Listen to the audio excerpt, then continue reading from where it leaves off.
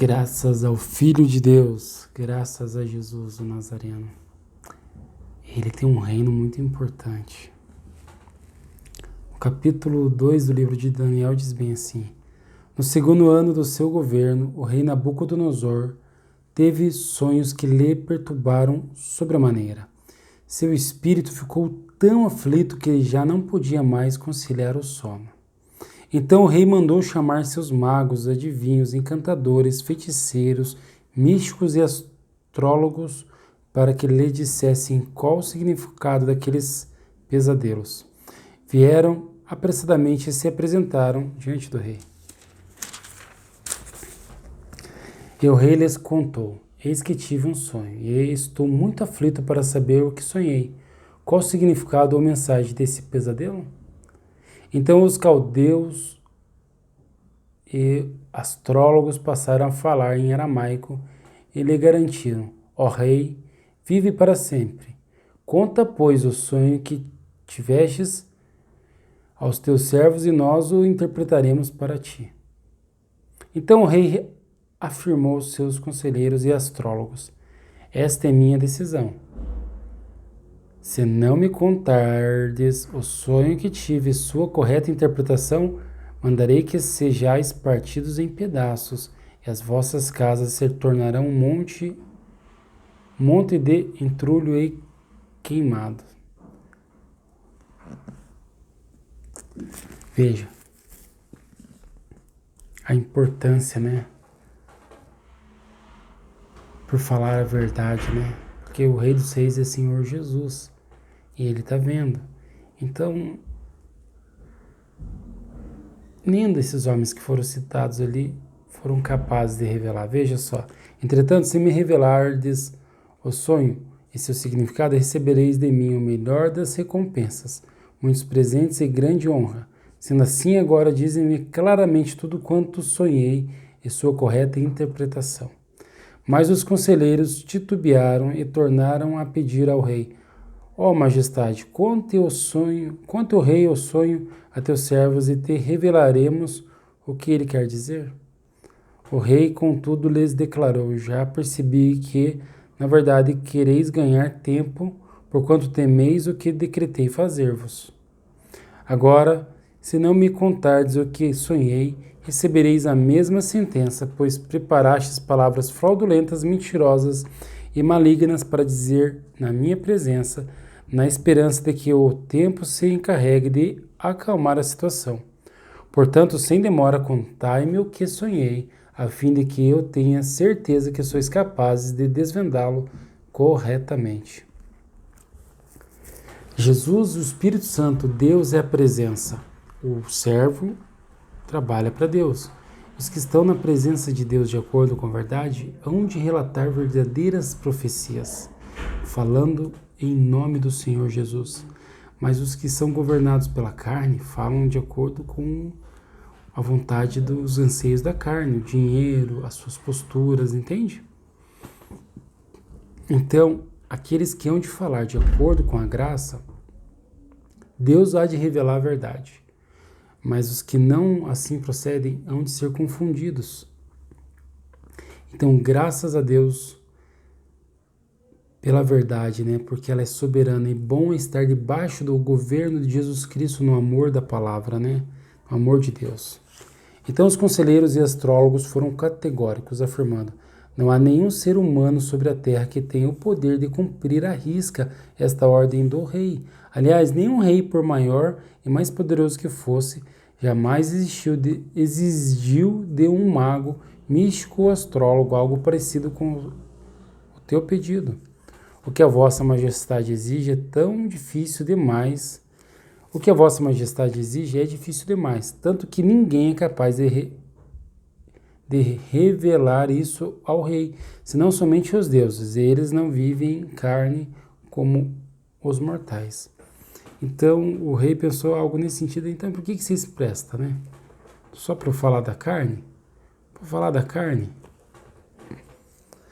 Essa declaração deixou o rei tão irado e enfurecido que ele, ali mesmo, ordenou a execução sumária de todos os místicos e magos da Babilônia. Ou seja, são pessoas que são da carne, né? Não trazem algo da eternidade. Trazem os seus conceitos, opiniões, conselhos entre si, reuniões que eles se acordam e fazem acordo entre si de como comunicar, do que dizer, né? Assim foi proclamado um decreto real para que fossem mortos todos os sábios, e por isso Daniel e seus amigos foram procurados pelos encarregados do rei para que também fossem executados. Quando Arioque, o comandante da guarda do rei, saiu para matar os sábios da Babilônia, Daniel falou com ele de modo prudente e sensato.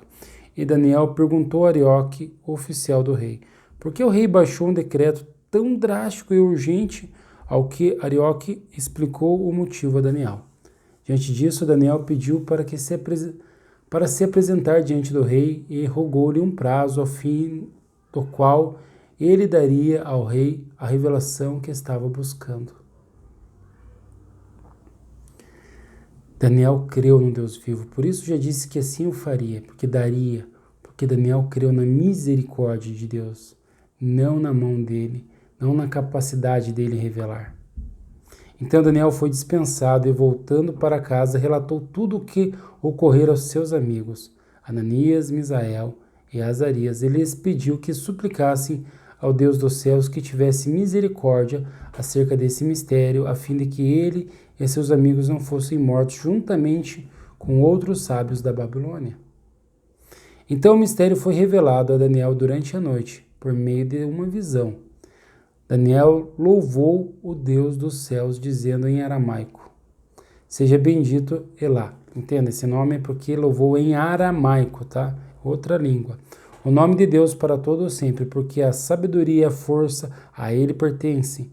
Ele muda as épocas e as estações, destrona reis e os estabelece, dá sabedoria aos verdadeiros sábios e entendimento aos que buscam discernir e conhecer.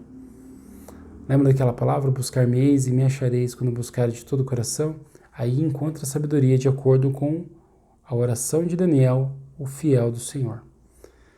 Revela mistérios profundos e enigmas ocultos, conhece o que jaz nas trevas e a luz habita nele em todo o seu resplendor.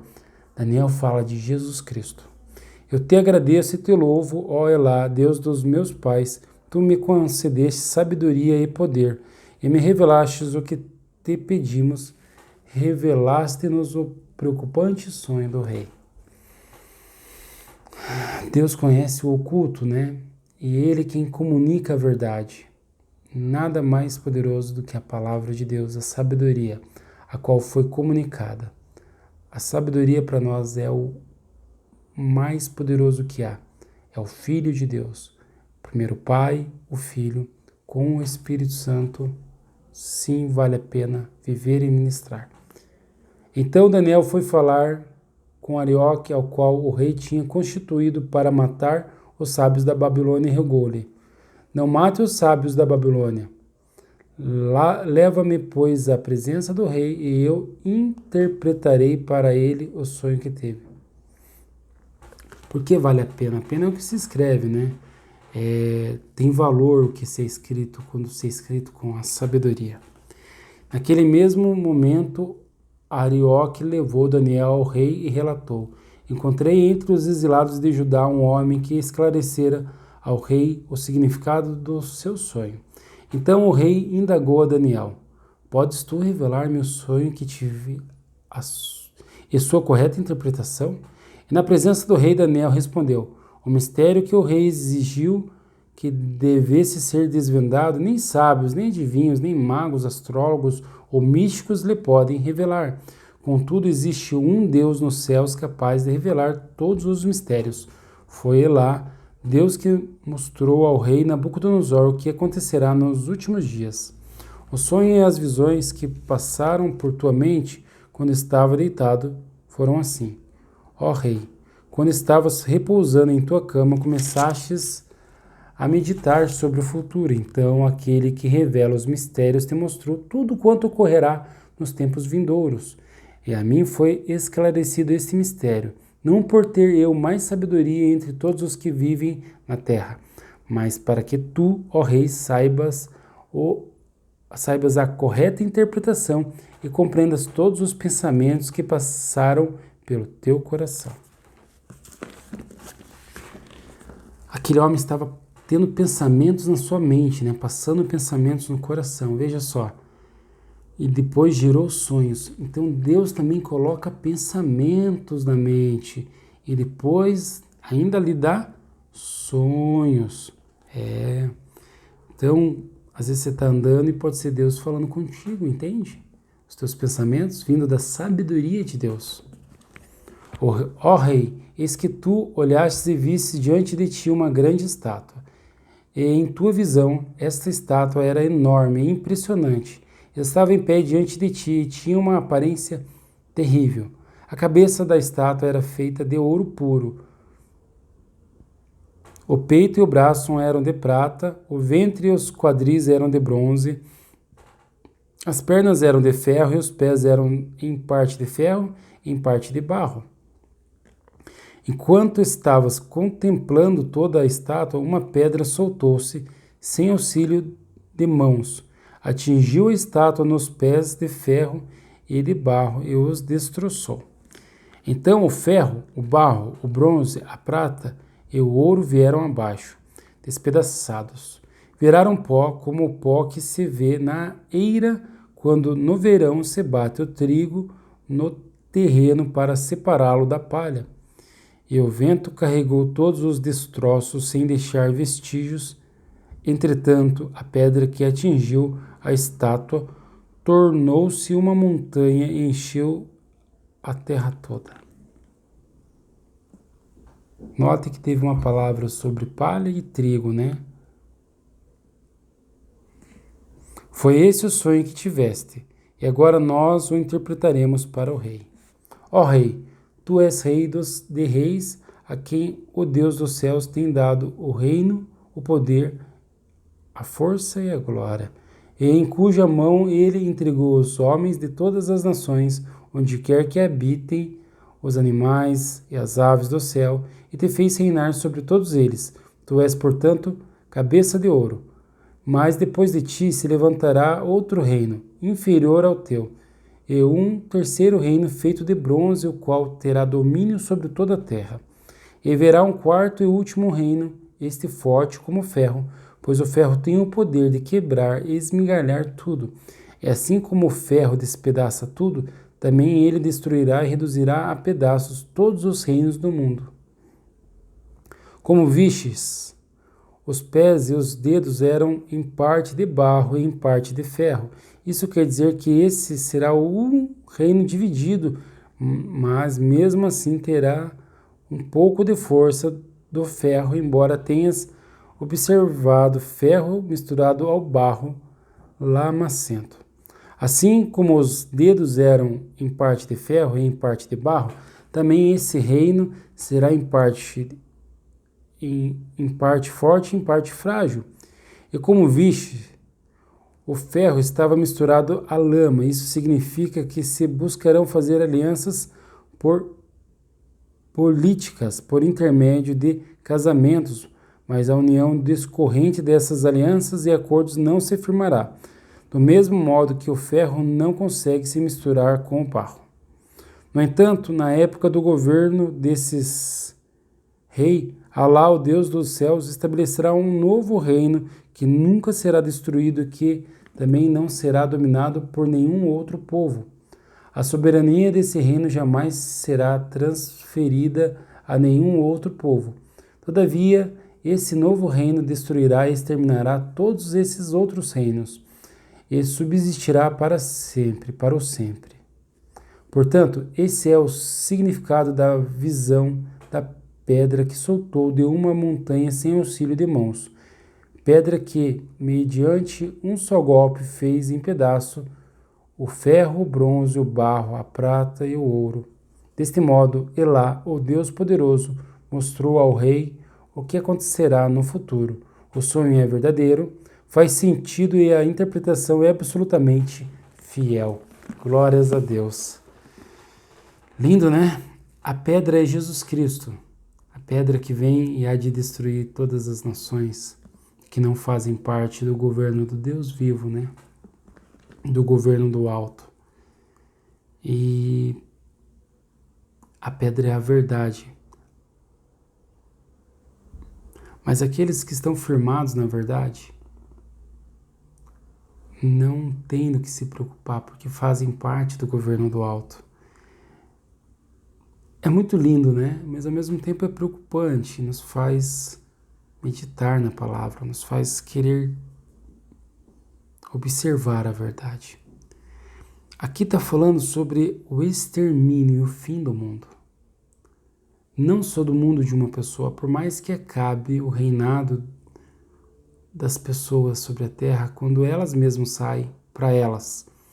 Mas há um fim para todos, trágico, onde uma pedra vem sobre o mundo e acaba com o reino.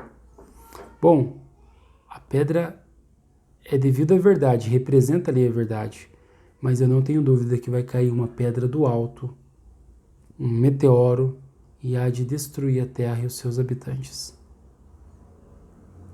É isso que vai acontecer. O mundo vai acabar para as pessoas, né?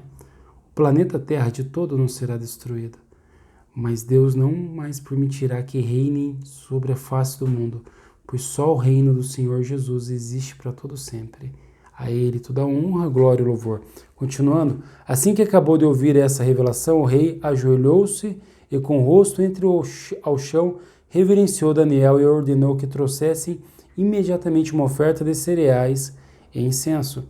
Em seguida, o rei dirigiu-se a Daniel e declarou: verdadeiramente o nosso Deus é Elá, o Deus o Deus dos deuses, o Senhor dos reis e o revelador de todos os mistérios, pois fostes capaz de interpretar o mistério destas minhas visões. Então o rei exaltou Daniel e lhe deu muitos e valiosos presentes e designou governador de toda a província da Babilônia e também o fez chefe principal de todos os sábios da Babilônia. Além disso, a pedido de Daniel, o rei nomeou Sadraque, Mesaque e Abednego administradores da província da Babilônia, enquanto o próprio Daniel permanecia na corte do rei. Essa pedra não vai cair sobre a tua cabeça. Essa pedra, ela vai cair sobre os que não estão no governo de Cristo. Mas aqueles que são nascidos de novo são novas criaturas e pertencem ao reino eterno, e não são dominados segundo as paixões, as vontades e as crenças do planeta Terra, que de muitas mentes e culturas, eles não se deixam influenciar pelo seu próximo, porque Deus os fortalece e não deixa que eles caiam nessas influências. Então essa pedra não é para a cabeça de Daniel, nem para a cabeça daqueles que se prostram e reverenciam ao Santo de Israel. Deixar ser conduzido por Jesus Cristo, para que a pedra não role e caia sobre a cabeça, né? E que o governo não acabe. Então vai falar sobre o governo da carne, que é a fim. Tanto o governo enquanto se a vida no tabernáculo, porque o corpo vem do pó e volta para o pó, quanto a vida no planeta Terra em si, ao qual chegará ao fim, né? Só o Senhor pode te defender, só Ele pode te ajudar. E bom é ser governado pelo governo do alto, estar livre da destruição completa, graças ao sangue do Cordeiro, graças à rocha da verdade, Jesus Cristo. Firmados nele para todo sempre, graças a Deus, que assim seja em sua vida. Amém.